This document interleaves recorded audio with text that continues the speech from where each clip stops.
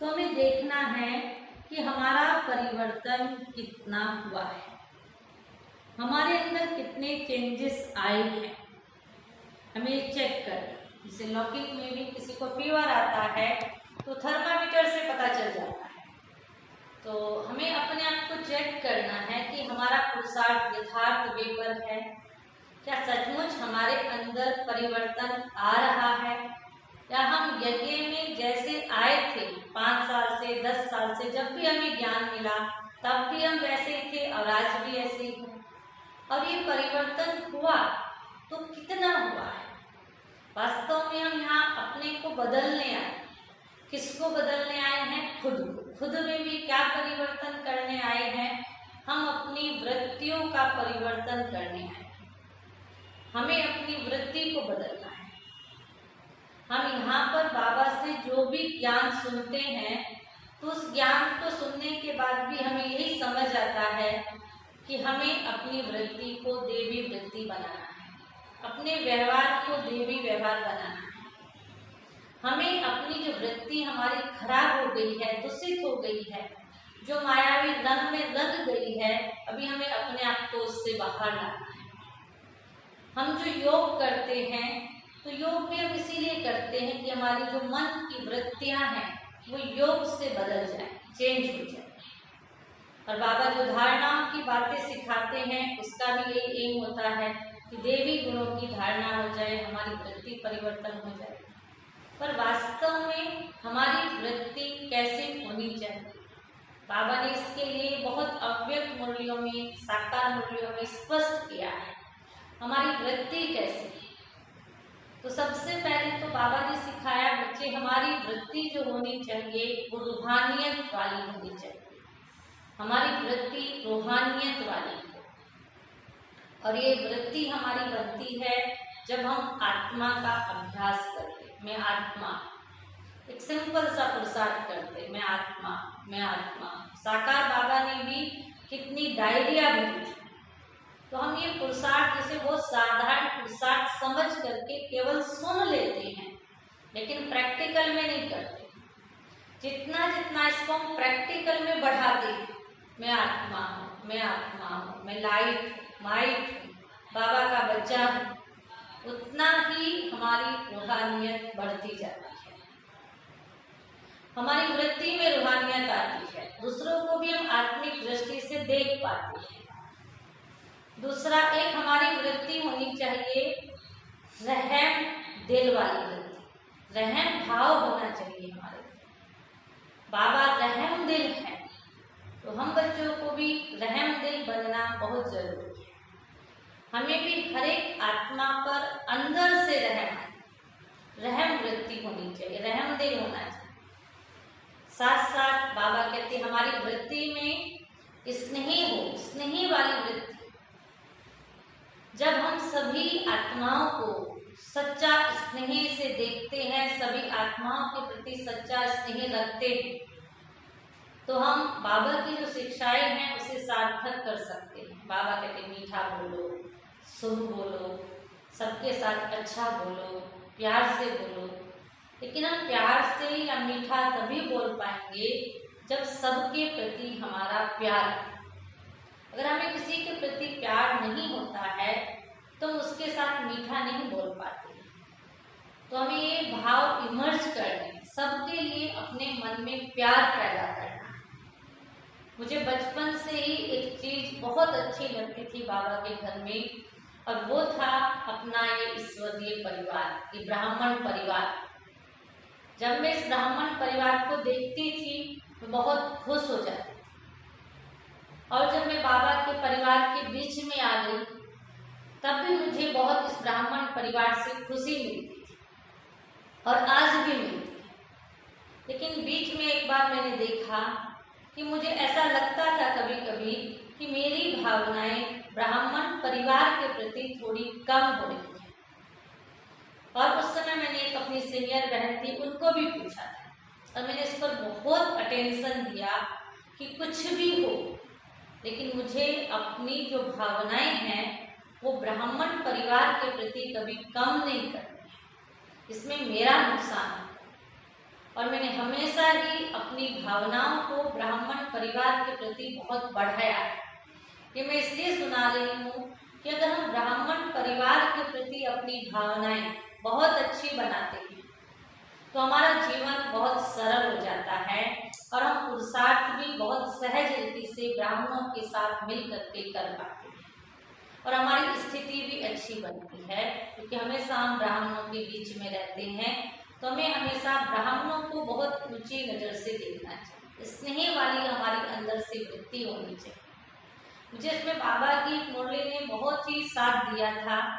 बाबा ने डायमंड वर्ष में एक मुरली चलाई थी, अव्यक्त मुरली में बाबा ने कहा था कि बच्चे, अगर तुम खुद डायमंड बनना चाहते हो तो तुम्हें चाहे काली कोयले जैसी आत्मा भी है उसको डायमंड देखना पड़ेगा।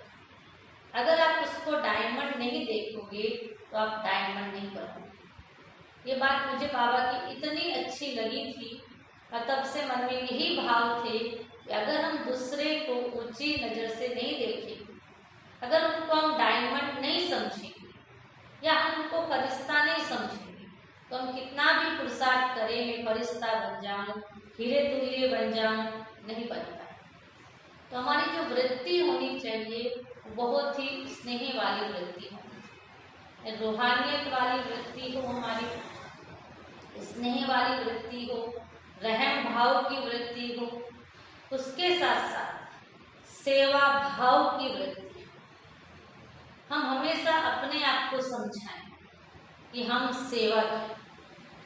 जैसे बाबा भी, साकार बाबा भी कई बार कितना प्यार से कहते हैं, मैं ओबीडिएंट सर्वेंट। अब वो तो इतनी ऊंची अथॉरिटी, बाबा भी कई बार कहते, बच्चे मैं आपकी सेवा के लिए आया। तो ये भाव हमारे भी मन में होना चाहिए कि इस जीवन में हमने सेवा का लक्ष्य रखा है, हमें सबकी सेवा करनी है, हम सेवा भाव से सेवा करें, सेवा भाव अपने अंदर जरूर। तो सेवा की वृत्ति होनी चाहिए। एक बाबा कहते हैं हमेशा हमारी कल्याणकारी वृत्ति होनी चाहिए। जैसे बाबा ने आज भी मुरली में कहा है, बाबा ने कहा कि मीठे वही लगते हैं जो दूसरों का कल्याण करते हैं। बाबा भी कल्याणकारी है, सबका कल्याण करते हैं, इसलिए बाबा स्वीटेस्ट है। तो हमारे मन में भी कल्याण की भावना होनी चाहिए कि हम हर आत्मा का कल्याण करने के निमित्त बने, या उनके प्रति यह शुभ भावना, शुभ कामना होनी चाहिए कि इसका भी कल्याण हो जाए। साथ साथ एक निमित्त भाव की वृत्ति होनी चाहिए। हमेशा बाबा कहते कि पक्का कराते, पीछे अव्यक्त मुरली में भी था, बाबा की साकार मुरली में भी बार बार बाबा स्मृति दिलाते हैं, अपने को सदा समझो मैं निमित्त, करण करावनहार बाबा है, मैं सिर्फ करणहार, करावनहार बाबा है। जब ऐसी वृत्तियां हम अपनी डेवलप करते हैं या ऐसी वृत्तियां हमारी बनती जाती है तो हम समझे कि हमारा अंदर का परिवर्तन हो रहा है, क्योंकि हमारे पुरुषार्थ का एम है स्व परिवर्तन, वृत्तियों का परिवर्तन। अगर हमारा वृत्तियों का परिवर्तन नहीं हो रहा है तो हम जो पुरुषार्थ कर रहे हैं उसका कुछ परिणाम नहीं आ रहा है, या पुरुषार्थ कहीं हमारा ऊपर नीचे है, उसमें कुछ न कुछ चेंज लाने की जरूरत है। उसके साथ साथ हम बाबा के जो महावाक्य सुनते हैं वो बहुत ही हमें अटेंशन से सुनना चाहिए। हर ब्राह्मण के मन में संकल्प हमेशा रहता है, हम क्या पुरुषार्थ करें, क्या पुरुषार्थ करें, नया पुरुषार्थ क्या करें। और ये सवाल मैं भी बार बार बड़ों से पूछती थी, और आशा दीदी से मैं सवाल बहुत बार पूछती थी, दीदी क्या पुरुषार्थ करें, क्या पुरुषार्थ करें। लेकिन आशा दीदी ने एक बार इतना सुंदर जवाब दिया कि उसके बाद मैंने किसी से नहीं पूछा कि क्या पुरुषार्थ करना है।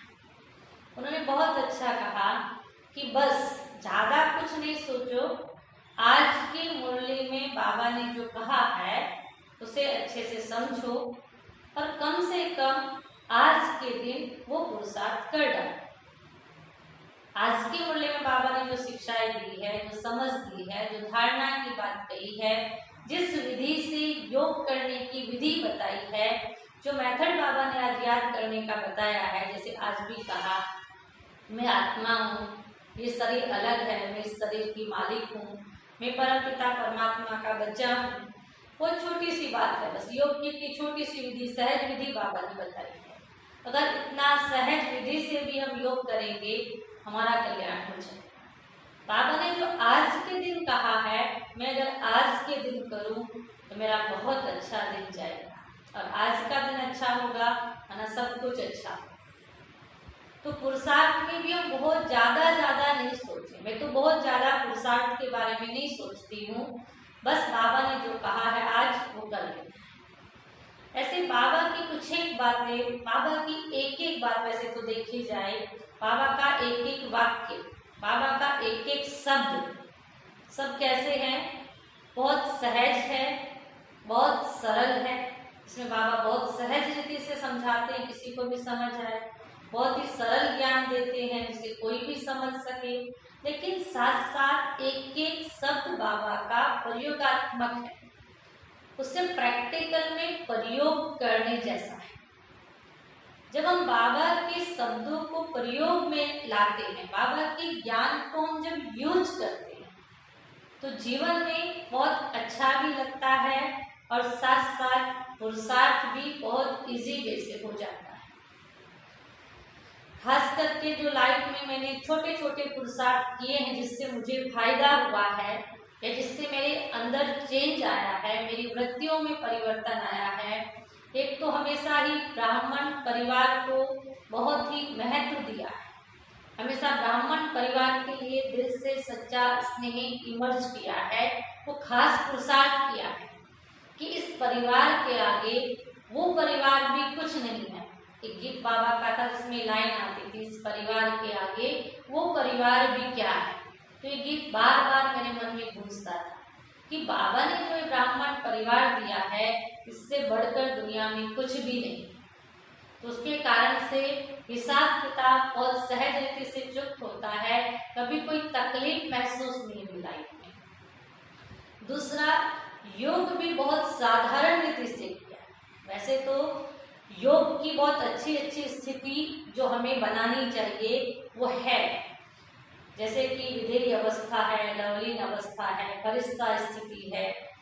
लेकिन उससे पहले ये स्थिति हमारी बाद में ऑटोमेटिक बनती है, हम साधारण रीति से योग करें। योग का बहुत प्रेशर नहीं करें, ये बनानी है अपनी अवस्था, ये करनी नहीं। बस मैं बाबा का बच्चा हूँ, मैं लाइट हूँ, माइट हूँ, मैं आत्मा हूँ, बाबा मेरे साथ है, मैं बाबा का बच्चा हूँ, बाबा रहमदिल है, मीठा बाबा, प्यारा बाबा, दयालु बाबा, जो हम माताओं को पक्का कराते हैं। जब क्लास में माताएं सामने बैठी होती है, तुम योग की सहज से सहज विधि सोचते हैं कि इनको कैसे सिखाएं कि इनका योग लग जाए, और उनका योग बहुत अच्छा लगता है।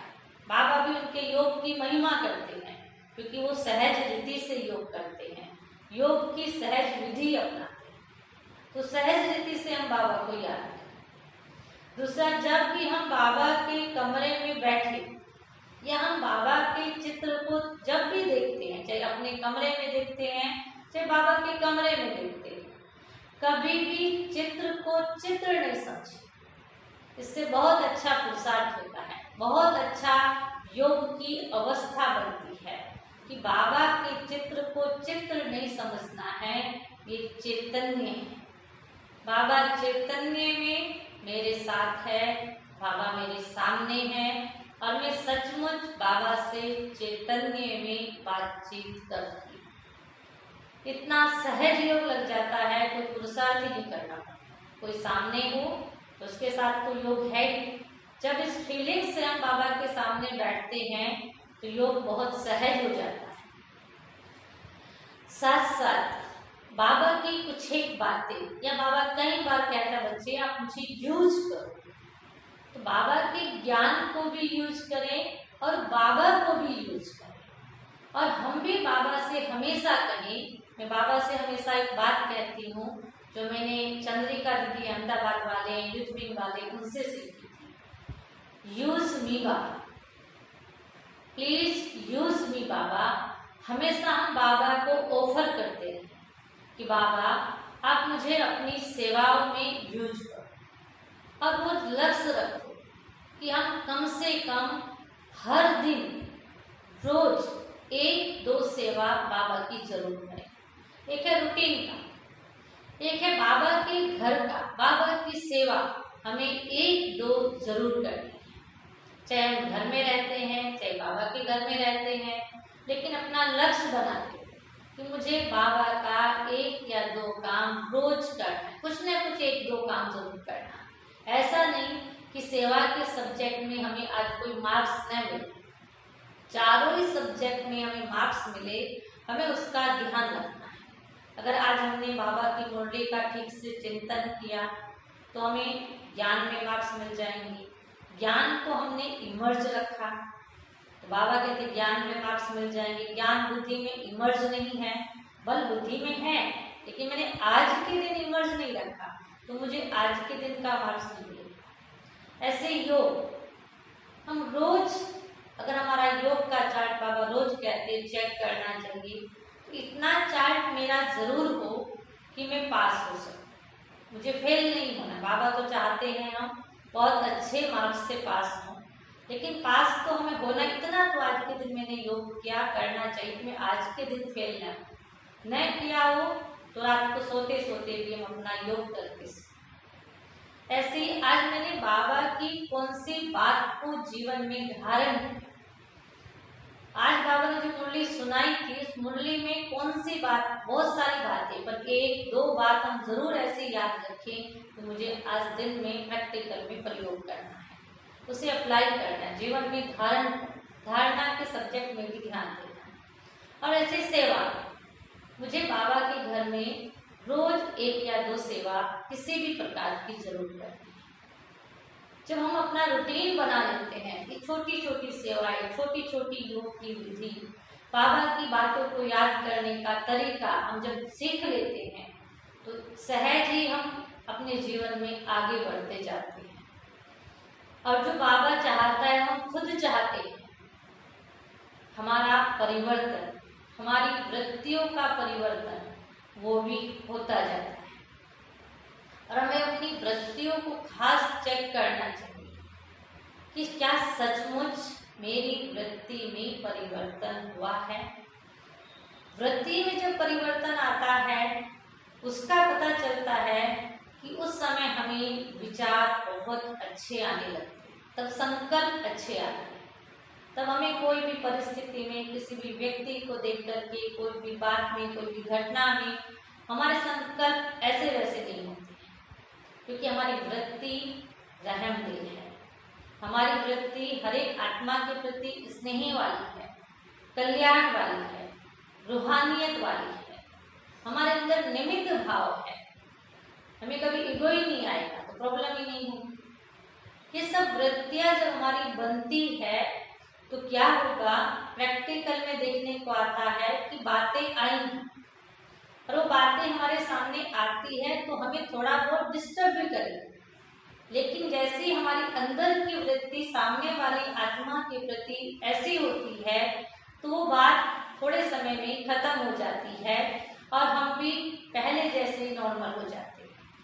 उस आत्मा के साथ हमारा कोई नया हिसाब किताब नहीं बनता है, हम बहुत सहज रीति से उस बात को, उस आत्मा को भूल जाते हैं जो कुछ भी हुआ है।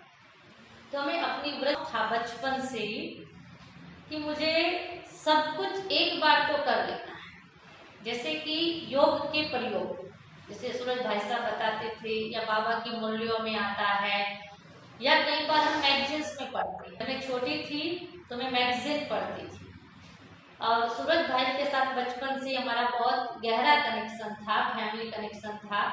तो उनको हम पत्र लिखते थे, उनके पत्रों में जवाब आते थे, हमेशा हर पत्र में कोई न कोई योग की विधि लिखते थे। तो मैं सोचती थी एक बार इस चीज का अनुभव जरूर करना है। मैगजीन में जो दूसरों के अनुभव सुनते हैं बाबा के साथ, उसे हम जरूर महसूस करें कि मुझे भी बाबा के साथ ये अनुभव करना है, बाबा के साथ हर संबंध का अनुभव करना है। बाबा के साथ बाबा ने जो ये बात कही है इसे प्रयोग करके एक बार अनुभव करना है। तो जो हमारे अनुभव होते हैं बाबा के साथ के, वो अनुभव हमें जीवन में आगे भी बढ़ाते हैं और हमारा सहज रीति से बाबा से योग भी लगाए रखते हैं। वो अनुभव के आधार से बाबा की याद में ऑटोमेटिक बनी रहती है। तो हमेशा एक लक्ष्य रखना है हमें कि हमें बाबा के साथ हर प्रकार का अनुभव करना है, हर संबंध का अनुभव करना है, हर स्थिति कैसी होती है वो हमें अनुभव करनी है, उसके लिए पुरुषार्थ करना है। और दूसरा, कई बार हमें ऐसा लगता है कि योग अच्छा नहीं लग रहा है, लेकिन जब ये लगे तब भी बाबा के सामने हमें बैठना चाहिए।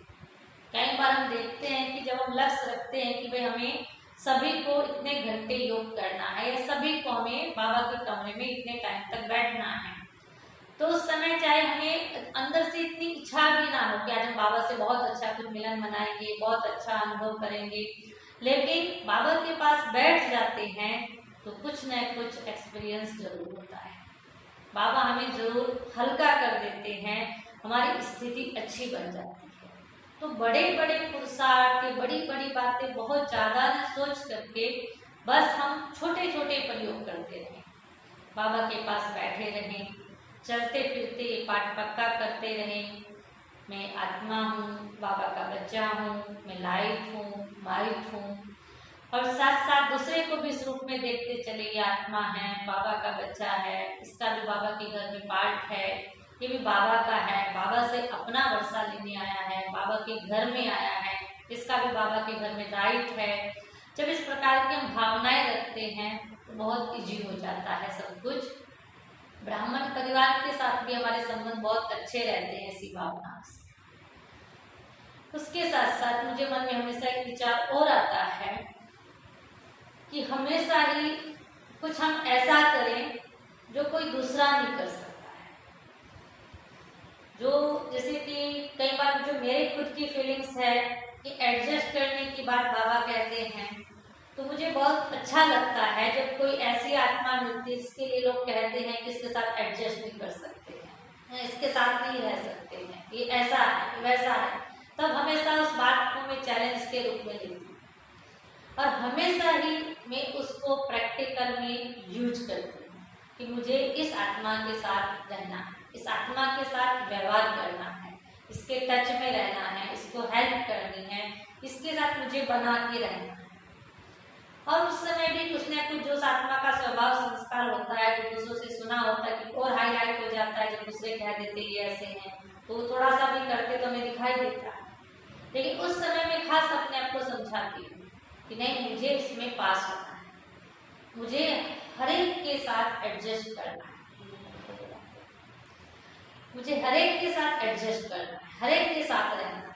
अब मैंने देखा कि जब हम ऐसा लक्ष्य बनाते हैं तो ऐसे लक्ष्य से ही क्या होता है, वो बात बहुत सहज हो जाती है, वो आत्माएं हमारे से बहुत खुश रहती हैं, क्या वो आत्माएं बाबा के घर में सेवा करने के निमित्त बन जाती है, वो आत्माएं ज़्यादा सेवा कर देती है बाबा के घर में।